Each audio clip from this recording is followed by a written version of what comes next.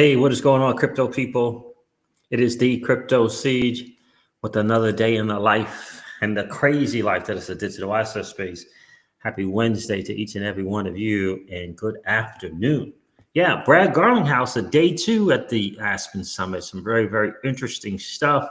Shout out to Mr. XRP for sharing with the community.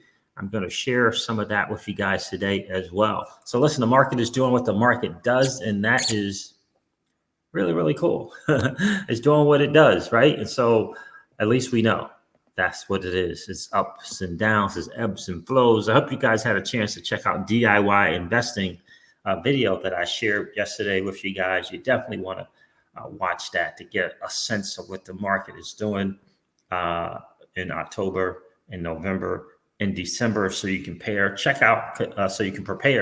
Check out the 4-year cycles. What does it look like? And what does it mean for you? Right. And so for me, I'm looking at 90 days. I'm looking at 90 days, right? August, September, October, 90 days, maybe sideways, maybe a little up, maybe goes up a little bit, and then it's still sideways, 90 days, August, September, and all of October, maybe just half of October. But in any case, that's what I'm looking at, right? So mentally being able to prepare, maybe even adding to our positions, in the market. Maybe we'll see how that goes. So listen, I know I don't know if the thing is still live or if Brad is done or not, but we're going to share bits and pieces of that with you guys as well. Definitely some very, very, very interesting stuff. I'm waiting for the stream to catch up here a little bit. Let me share this out, let everyone know that the Crypto Siege is live for sure. Get this live streams going. I have to share this out on Twitter real quick. Why is that saying incoming? Let's try this again. So how are you guys doing? Everybody doing good? Hope you guys are doing great. Let's see, our assistant has uploaded the videos and redid them. So I'm wondering how, I got to really check and monitor how that is going. Let's see if the sub count is reflecting the way that it should correctly. Some interesting stuff from one of the ladies there on that panel with Brad that I definitely want to share with you guys. I mean, it was really, really, really good stuff. Let's put this out on Twitter if you guys don't mind, letting the world out there know on Twitter and Facebook that the Crypto Siege and the family is live. That would be really, really, really awesome.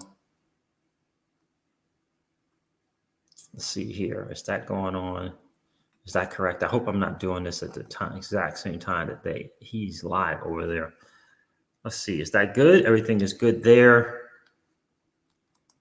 All right. Yeah, no one is showing up here. So I'm wondering if that is the case, if it's YouTube or what is going on there. So let me share. Let me start by sharing what's going on in the market and see if some people show up, make sure that is correct. All right. So let's see what the market is doing right now, guys. The market is down to, was it 2.9%? Let's see.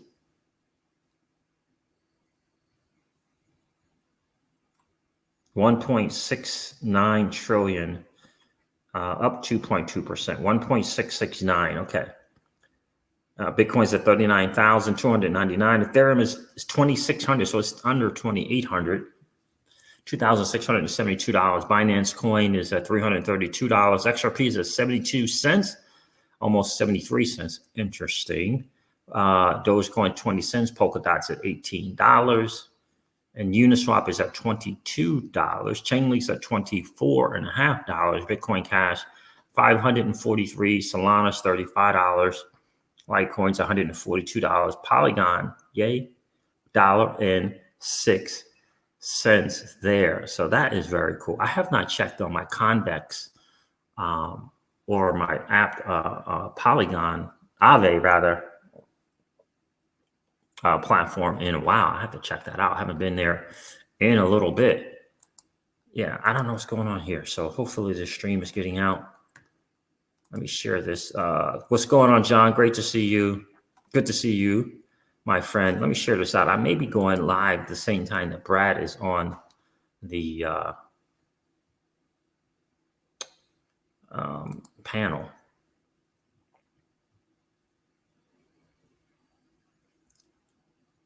Put this out on Twitter. All right, guys. So those are the numbers. I know a lot of people not so excited about what happened yesterday with Gary Gensler. Michael Arrington was he was not excited, right?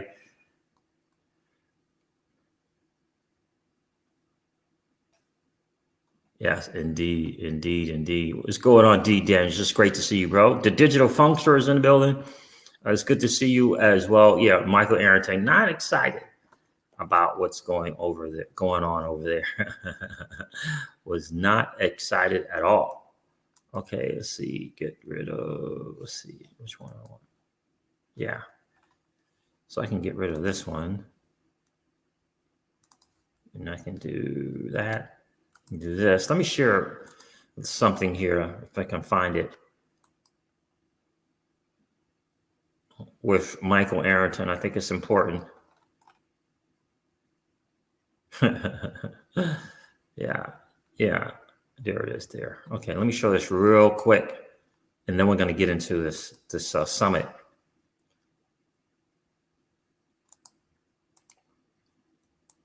So I mean, truly, Gary Gensler he just showed his colors of where he is, right? He let us know where he is, and that's important. Now that we can prepare again. I really do believe that to be true. Michael Arrington says one thing Gensler made clear today: he thinks all of crypto is under his control, and he's eager to expand the power of the SEC. He said the law is clear based on 75 enforcement actions, but seems to be walking back clarity on Ethereum at least. All I see is more muddy waters. And Johnny Deaton, shout out to you, my friend. Arrington heard it this way because that's exactly what was said. Regulation by enforcement will continue. The fact that Gensler claimed that there is clarity in the market says it all. Indeed, it does. It really, really does. That's where we are with Gensler for sure. Let me share the more important things with you guys. And that's some stuff coming from Brad Garlinghouse. And that panel that he's on, it's a very interesting one. Let's see. Let's see. The rest of our panelists. And one thing I wanted to do, I was hoping Brad and Stuart could kind of do this. Just briefly give us an update on, Brad, I want to call on you first. Briefly give us an update on Ripple and XRP, where it stands. And I know a lot of people want to talk about the case that you have right now winding through the courts with the SEC over Ripple and XRP. So, Brad, can you give us a quick update? Sure. Thanks, Paul. Nice to see you. And thank you to the broader team for including me. I'm looking forward to this as well. Team Ripple, despite the pandemic and frankly, despite the lawsuit from the SEC, 2021 has been a record year for us. Things continue to grow. For those of you who aren't familiar with Ripple, at the core, we are a technology company selling solutions for cross-border payment, cross-border settlement. In our technology stack, we use a digital asset called XRP. XRP is one of the leading cryptocurrencies out there. And as Paul introduced, the SEC filed suit last December asserting that XRP is a security. The one thing I will say, I don't have too much to say about the case itself. I think yesterday we heard Chair Gensler comment that they brought 75 cases, enforcement actions against various digital assets. If you break that down, 37 of those didn't involve the sale of any digital asset at all. 37 were what we'd call ICOs, initial coin offerings, and oftentimes these were actual frauds. Only one of the 75 involves a digital asset outside of an ICO. And for obvious reasons, I'm not going to talk too much more about that case, other than saying it's definitely an outlier. And I'm sure we'll talk more about some of Gensler's comments during the conversation. So thank you. Okay, and then Stuart, Diem is a project that was. All right, so let me get past that. Interesting stuff. 75, obviously the outlier they're talking about is the digital asset XRP, right? So 37 of those didn't even have a coin, a digital asset attached to it. 37 of them out of the 75 didn't even have a digital asset attached to it. 37 were ICOs, and some of those were scams. And one did not, only one did not have an ICO out of those 75. The outlier, as he likes to call it. Now, I really want you guys to pay attention to this lady. She is really, really, really sharp. Let's take a listen. It brings the greatest benefit to the greatest number of people. So Gal, can you kind of jump in and give us from your perspective what you think are the big issues? Yeah, I'm happy to. Thank you. And thank you for inviting me. It's great to be back speaking, although I wish in person, but speaking at the Aspen Institute. Look, I think that when we think about these truly transformational technologies, we really need to talk about the major elephant in the room when it comes to our international financial system. I can tell you when I was and this really sort of became much clearer in my mind when I was at the Treasury Department. So when I was at Treasury, it was very much a global and diplomatic job, and I would travel all over the world. And it was increasingly the case that particularly in the developing world and emerging markets, our U.S. banks had pulled out, right? The U.S. banking system, unfortunately, is failing so many of those countries, right? The big elephant in the room that we're not talking about nearly enough is that there are about 1.7 billion people today who are completely shut out of banking.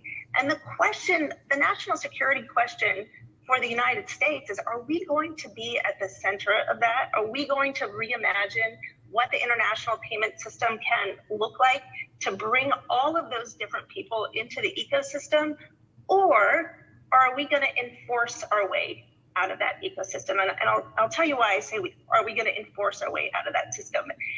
That's because I believe that the reason our banks have massively gotten out of the developing world and emerging markets is because in 2012, there were lots of decisions that were made to go after banks, U.S. banks, Western banks, with massive enforcement cases in connection with anti-money laundering and sanctions evasion.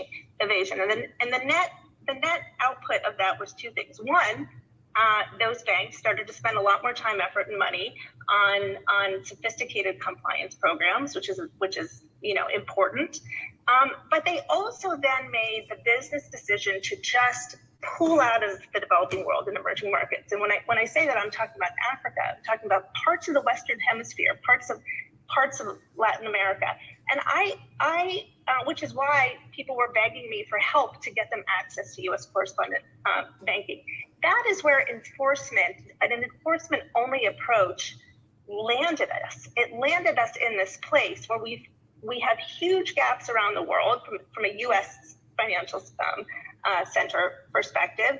Without a doubt, China is taking advantage of that. It's no accident that there are more Alipay users today than all of the major other global fintechs combined.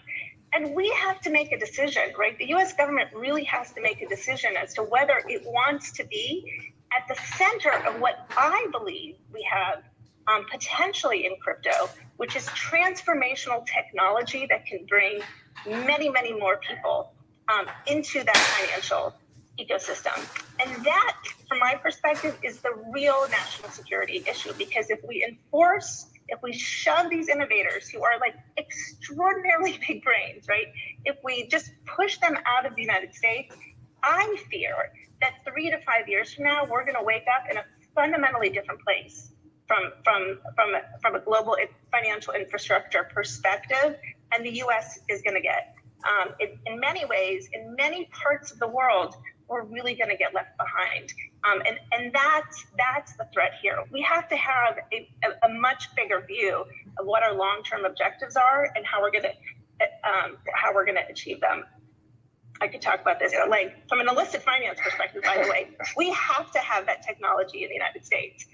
If we push it out, it's going to make it much more difficult to go after the bad actors. Okay. If I could offer, by the way, I think, to me, by the way, I agree with everything Sigal just said. The one thing I would add is the other elephant in the room, I think, is the lack of clarity that has gone on in this industry. And, you know, for years, I think the crypto industry has asked for that clarity. And yet, you know, we're still getting this kind of, hey, I mean, yesterday we heard it is clear, you know, yet a few weeks ago, we had two commissioners and Pearson Roisman saying, you know, a letter, and I'll quote, you know, they said a decided lack of clarity for market participants around the application of the securities laws to digital assets and their trading. So to me, one of the elephants in the room is we can't keep saying it is clear and then trying to make it clear through enforcement. You see other G20 markets like the UK, like Japan, like Switzerland, like Singapore, who have been proactive and engaged, and that has helped these markets thrive in those countries. If the US wants to be a leader in this space, then we need to provide that clarity and not, you know, act like there is clarity. Yeah.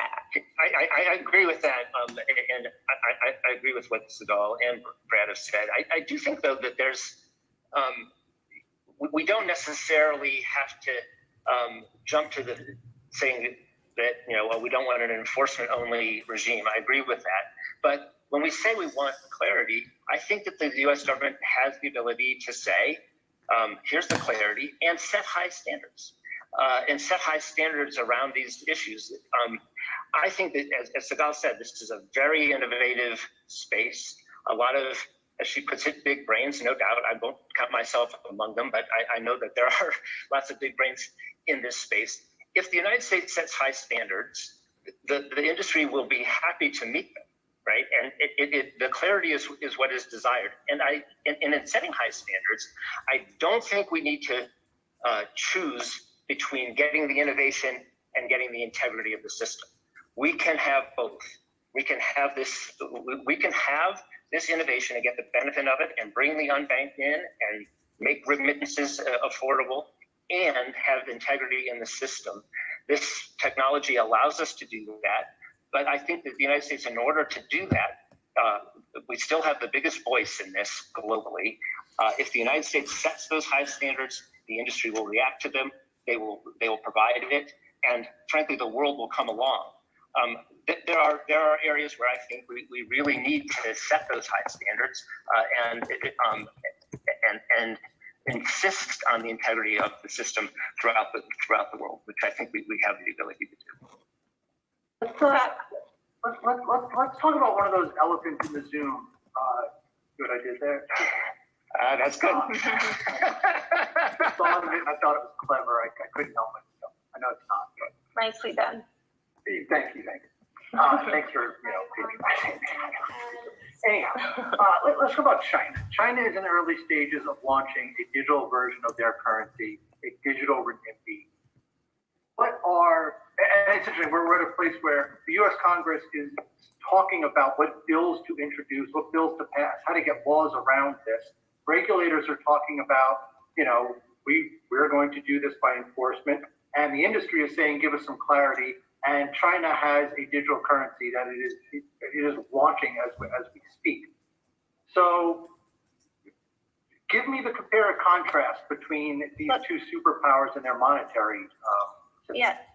So look, when you talk about China, you have to recognize, right, that they also have just extremely sophisticated engineers who are working on these problems around the clock. And in fact, China is, in my view, at the government level, is in some respects very far ahead of the United States. Look, they set up the People's Bank of China, the Central Bank of China set up in, I think it was in 2014. They set up a blockchain research institute, right? They have lots of engineers who understand what, with putting aside what they've said about crypto and mining, et cetera, they have really sophisticated engineers who understand the power of blockchain technology. In fact, in 2019, President Xi said that. He said, we have to be ahead of this game when it comes to blockchain. And they've even said that they would think about, or a former head of the digital yuan project said that he thought that they could integrate the digital yuan with Ethereum. What we have to think, but when China does this, they're going to do it in a very different way that's consistent with their values, right? They're much more of a surveillance state than we are. In my view, what we have to think about is how we can do what the United States always does best, right? Which is to incentivize our private sector to build out those solutions. And I think that we really have. There's so many of those that are underway in the United States, and we have to incentivize those projects, not deter them. If we don't incentivize them, then we're sort of losing what we do best, what we've always done best as a country, which is to unleash the incredible entrepreneurial spirit of the United States. Otherwise, we are. I believe this is the most urgent national security issue of our time. I believe that if we don't do that, if we stop being afraid of the technology and we embrace it, and then we think about how we can do those things that Stuart mentioned, right, which is go after illicit activity while bringing more people into the ecosystem, then I think we're going to fall perilously behind. That is my biggest fear. And again, I'm just a believer in the transformational nature of this technology because I now spend a lot of my time talking to these engineers. Brad is, one of the founder of a company like that. I just spend a lot of my time talking to these folks, and I think that they believe in financial freedom in a way that's extraordinarily exciting. I'll just echo, I think it's very clear that China has been extremely strategic on this point. As Sigal already pointed out, they started years and years ago. The U.S. is very late to this party, and the U.S.'s engagement, as we've heard, is not so far in supporting the United States. The Internet of Information, as we know it today, in part thrived because there was that regulatory clarity in the late 90s. And we're doing the opposite here. Here's a massive new industry that I believe, without question, will underpin the future of our financial systems, not just around payments, where Ripple primarily works today, but more broadly than that. And if the U.S. doesn't get ahead of this, if we don't have that clarity and that certainty, and again, I thought in my judgment, when you're dealing with an alcoholic who doesn't want to admit they have an alcohol problem, to say that we have certainty, we have clarity, is like the alcoholic saying, I don't have a problem. This is the elephant in the room. And I think, what you've heard from Sigal, I think very eloquently, if we don't address this, we're going to fall further behind. Look, here's the problem, right? I'm somebody who spent a lot of my career in the government and now I'm on the other side. The problem is that I actually think there are terrific people in these agencies who want to provide clarity, right? The problem is that when you go into one of these offices, it's often the case that you then embark on an 18-month to 2-year process of trying to get clarity. And at the end of the day, you often don't get it at all. Look at CFIUS, right? With CFIUS, there's an obligation on the part of the United States to give an answer within 30 days. And then that time frame can be extended. If we truly want to incentivize this kind of innovation, and as already been said, people are dying for clarity. If we want to incentivize it, let's put a little bit of the burden on the government side, right, to actually provide those kinds of answers. Because the fact of the matter is, they're not out there. I do want to actually say that when I was at Treasury, Vincent was one of my agencies, and we tried to push out as much clarity as we can, and did that in the 2019 memo. But there's a lot more that can be done, and we have to hold our officials accountable for giving that kind of clarity. Again, from a national security perspective, I think it's a real imperative. Let me ask you, from the perspective of the industry, and this is something I think is really interesting. Look, when Bitcoin began, it was one of the key words around it, and still to this day, was decentralized. The idea was that you could have a decentralized currency that is not under the control of any agency, any one group of people, any government, any banking cartel. And for its history, you have had this friction, and I think this is becoming a bigger and bigger issue. You have this friction between decentralized and centralized systems. How much appetite is there in the industry really to work with a government, or to work with the United States government? How much pushback is there going to be? And that leads to questions of privacy, which I want to get to next. But, can this industry really work with an institution like the United States government? So I think that the answer to that is definitely yes, and that there's a lot of the industry is filled with a lot of responsible people who do want to take effective action on these national security threats and who are willing to work with the government. There's no doubt about it. Look, Paul, you're probably right. There's probably a certain element that ideologically would be against that, but the United States government has the power, first of all, to say we're going to set rules here, and the industry will react. This is a responsible industry, and willing to work hard on some of these questions. I think the government has been a little bit scared to sort of set that clarity and to start that dialogue. But and I think the industry has a responsibility on its side, as I alluded to earlier, to sort of be cognizant of some of the things that make the government somewhat concerned here. I mean, you mentioned decentralized. That the thing that this allows is it allows people to move money at in great quantities around the world instantly, without necessarily revealing their identity. There are ways around that, and that poses a risk on the illicit finance national securities front.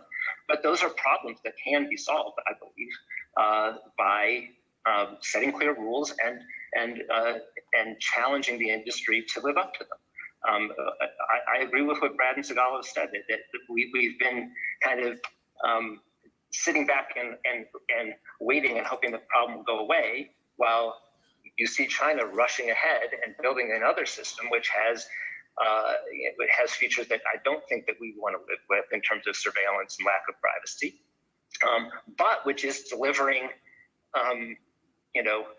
very low cost, very efficient payments to a lot of people. So they are competing successfully with us if we don't step in and step up our game. Yeah, Look, let me ask another question. If you had to put a timeline on how much time we have to get this right, and I think part of this is, especially for anyone who's in the United States watching this, you probably think you have a very modern payment system. But if you go to Europe or Asia, or I should say, when Europeans and Asians look at our payment system, they think we're driving, we've got horse carry buggies. How much time do we have to really modernize our payment system, our financial system, before what's going on overseas just becomes the standard and we lose this? We don't have any time. We're behind, in my view, right? It's not that we're not the dollar isn't the reserve currency, and that we don't have a very sophisticated banking, but there are other countries from a tech perspective, I think, that have the capacity to move well ahead of us. Paul, I just wanted to address one question that you said before, which is, will the industry work with the government? It's happening, right? There's a reason why the amount of illicit finance that actually happens in crypto has massively gone down over the last few years. I mean, by some estimates, it's well below 1%. There's a reason why, when you have attacks like the Twitter hack or Colonial Pipeline, there's a reason why they were able to catch those guys and disrupt it. That's because there's a huge amount of effort from industry to work with the government to solve these problems, right? I'm an advisor to a company called Chainalysis, which is one of the premier blockchain analytic firm. They do incredible work both with the private sector and the public sector, driving illicit activity down. I think it's also a little bit of a misnomer. It's great clickbait to say that crypto is just about illicit activity. It's just not the truth. I mean, right. We've come a long way from the days of Silk Road, and I think to discount the real use cases because of actions of a few, which again, some of this technology may have been born of an anti-government and anti-bank and all those kind of things. That's not where we are today. And Paul, to your question around, where is the U.S. today in its financial infrastructure?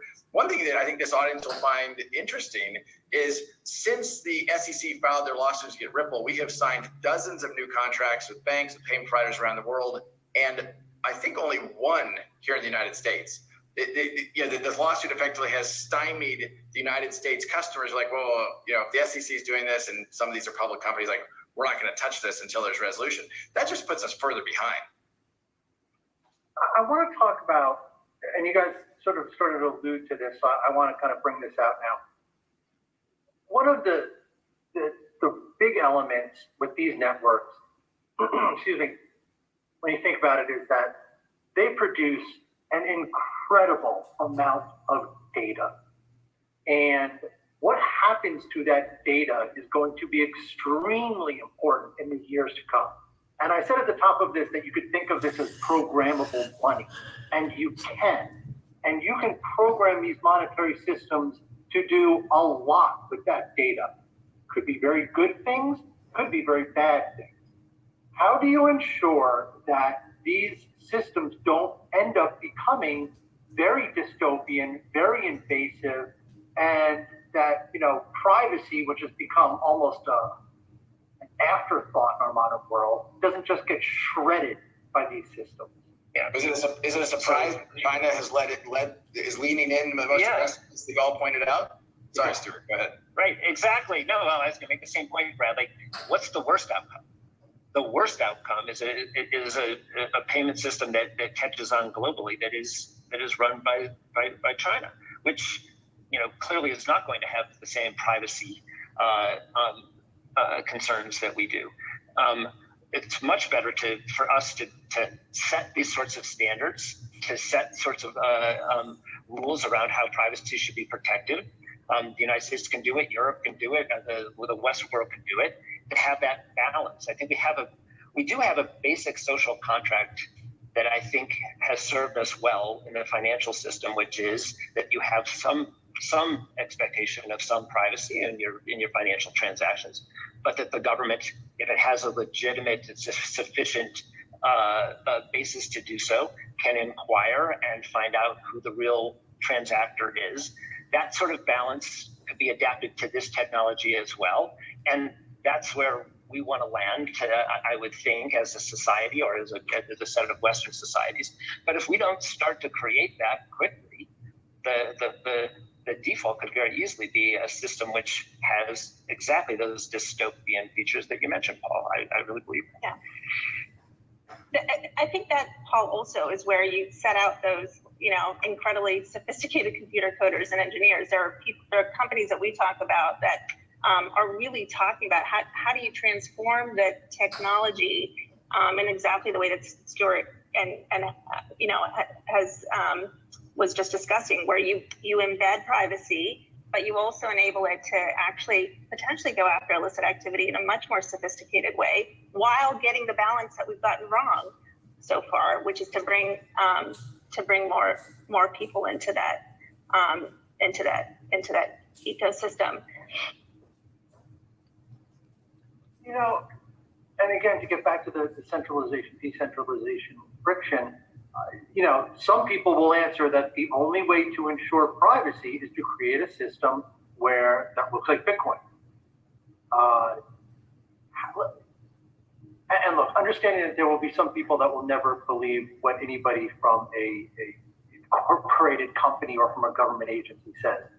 How can you assure people that their privacy will not be violated, given how many tech companies have been found of dipping into their users' data, given government overreach, which seems to be just they have a never-ending appetite for data.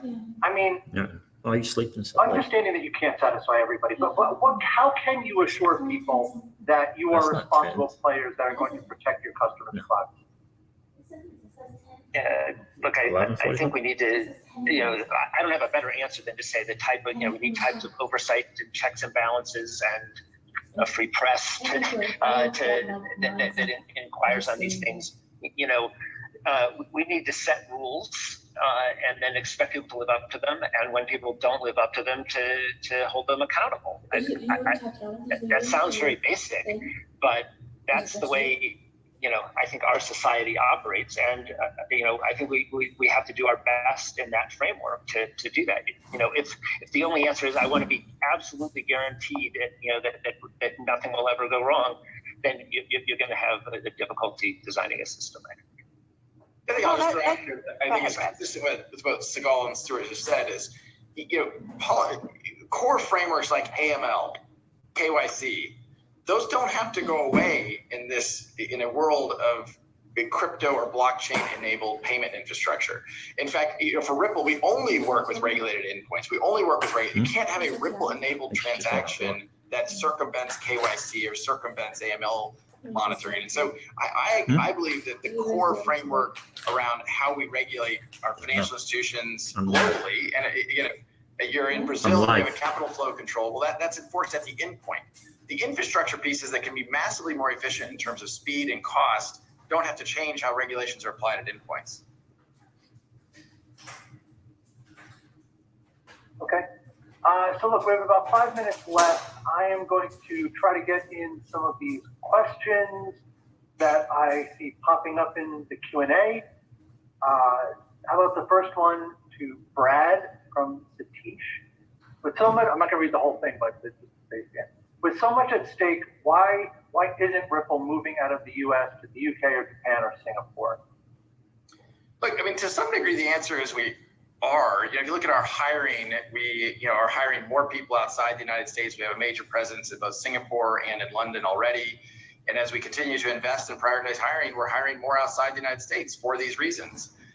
When we onboard a customer to one of our core products that uses XRP is called on-demand liquidity. When we onboard a customer, we onboard them to a non-US company. But look, ultimately, being a company based here in the United States, I want to see the United States thrive in this area. I want to work with the US government to provide the clarity, to provide the certainty. But again, as you've heard, trying to just provide that clarity through enforcement actions is not, I think, the right answer. So the answer to the question is we are. Should we fully give up on the United States? I'm not willing to go there yet.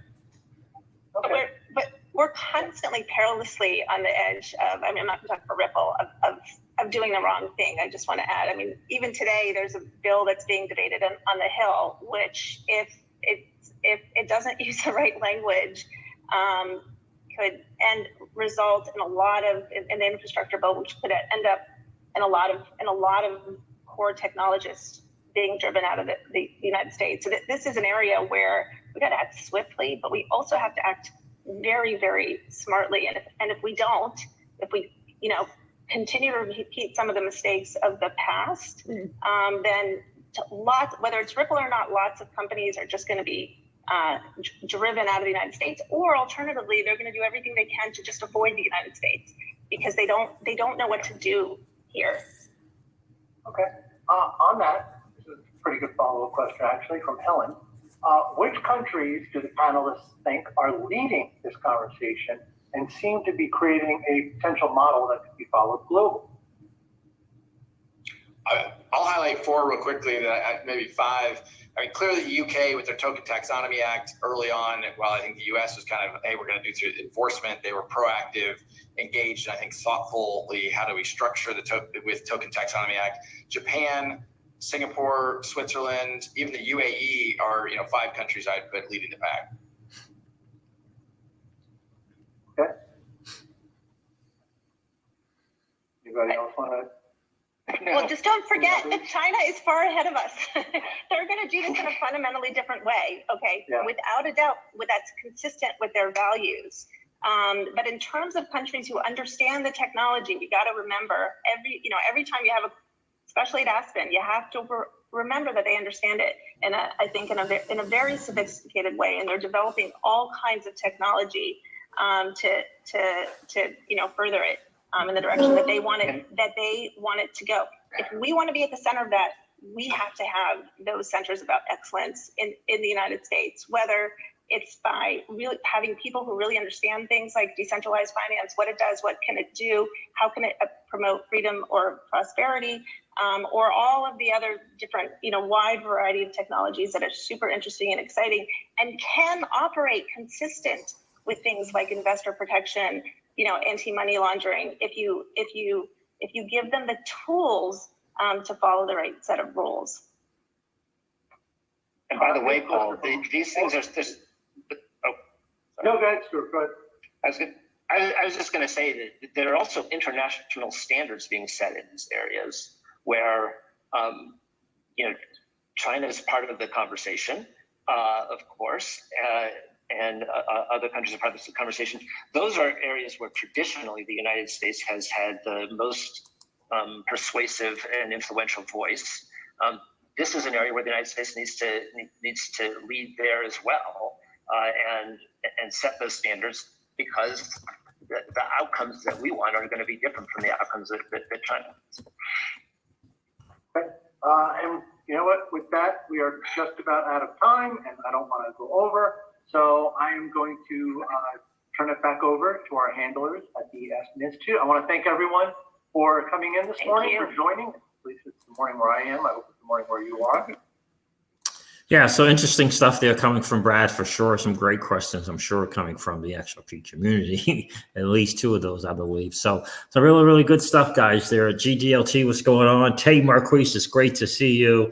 I wanted to hop on here, just share some stuff. Thanks again to Mr. BXRP for sharing, taking his time and energy and resources to share with the community. We appreciate that, my friend. So guys, listen, be sure to go to Mr. BXRP channel if you want to listen to that again.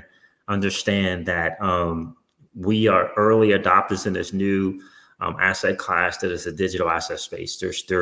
And the powers to be understand that we got here first. I believe, just like Dan Robb was saying, we got here first. We got here first. And understand that in this market, Wall Street we are the retail speculators, and we are the liquidity for Wall Street. There are powers that be that understand that if decentralized things like decentralized finance work, then there's less liquidity, right? For them, right? Because we can participate on our own and make our own decisions and choose our own money. Just understand that, right? And so this is a fight. This is a fight. And you may not be able to see who the enemy is, but this is a fight, because this, just like Segal constantly kept saying, this is about financial freedom and prosperity for the masses. Unlike ever before, ever in the history of the planet, this is what this new technology represents and can bring to each and every one of us. So understand that's a big time fight, because decades and decades and decades ago, there was a decision by two I believe it might have been Rockefeller and JP Morgan, years and years and years and years ago, when they decided that they didn't want educated financial people thought for themselves. What they wanted in the education system were workers. That's what they wanted. They wanted workers. And this decentralized finance flips that script, allows you and I to choose our own money, make our own decisions, and learn how to become financially independent and prosperous without the powers that be. So you got to understand that that's what the fight is. And so that's why I always ask, are you participating? Are you participating? Because the idea of just buying an asset and holding on to it will not be enough to win. It will not be enough to win this fight, to win this war. Active participation, actively participating in governance, actively letting your vote and your voice be heard is how we win.